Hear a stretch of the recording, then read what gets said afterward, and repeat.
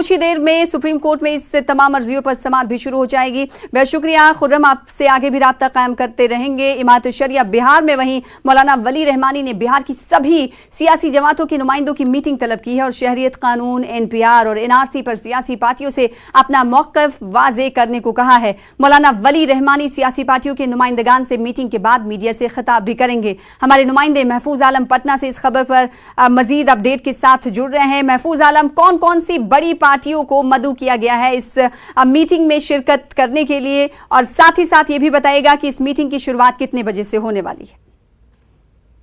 इमारत शरिया बिहार ने बिहार के तमाम सियासी पार्टियों को कॉल किया है आज की मीटिंग में। ख़ास तौर से जो अजीम इत्तेहाद में शामिल जो पार्टियां हैं और जो CAA, NPR और NRC के ख़िलाफ़ सड़क पर हैं और एहतजाज कर रहे हैं, लोगों की हिमायत कर रहे हैं, वैसे पार्टियों के लोगों को ख़ास तौर से बुलाया है। आपको याद होगा कि इमारत शरिया के जो अमीर शरीयत हैं, मुस्लिम पर्सनल लॉ बोर्ड के जनरल सेक्रेटरी भी हैं मौलाना वली रहमानी। वली रहमानी के क़यादत में बिहार के दर्जनों मुस्लिम तंजीमों के रहनुमाओं ने वज़ीर आला नीतीश कुमार से इसी मुद्दे पर मुलाकात की थी कि JDU ने आखिर CAA के सिलसिले में क्यों सपोर्ट किया और NRC पर JDU का क्या मौक़िफ़ है। हालांकि उस मीटिंग में मुस्लिम तंजीमों के रहनुमा किसी नतीजे पर नहीं पहुंच सके। उसके बाद बिल्कुल खामोश हो गए लोग। इमारत शरिया के ऊपर काफ़ी दबाव था बिहार में, और ख़ास तौर से काफ़ी तनकीद का निशाना भी बनाया जा रहा था इमारत को भी और मौलाना वली रहमानी को भी।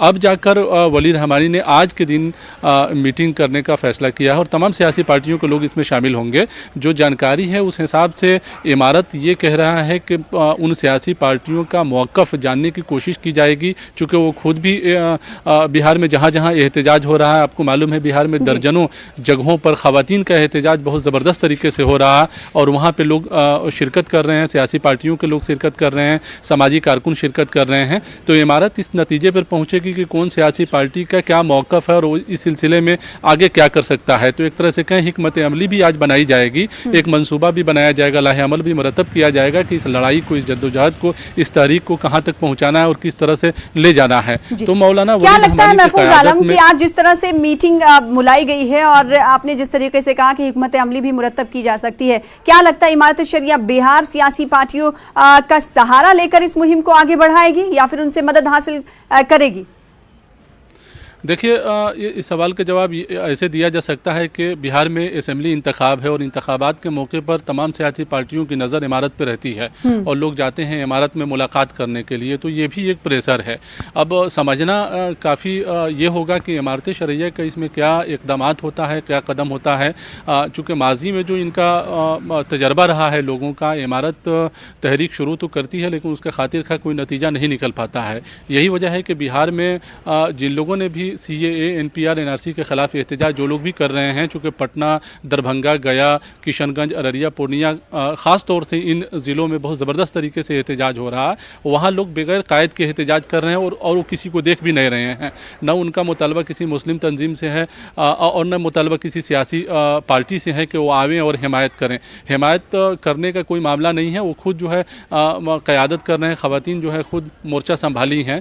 ऐसे में इमारत शरिया के ऊपर एक प्रेशर भी है और अपनी सोशल मोबिलिटी समाज में कायम करने की भी ये कोशिश है कि लोग मतलब पीछे इमारत की जो मामला है वो पीछे न छूट जाए। इमारत अपने आप को स्टेबल भी कराना चाहती है। तो इस हिसाब से ये मैसेज देने की कोशिश की जा सकती है कि इमारत खामोश नहीं है, वो इस तहरीक को लेकर आगे बढ़ेगी और सियासी पार्टियों का सहारा लिया जाएगा।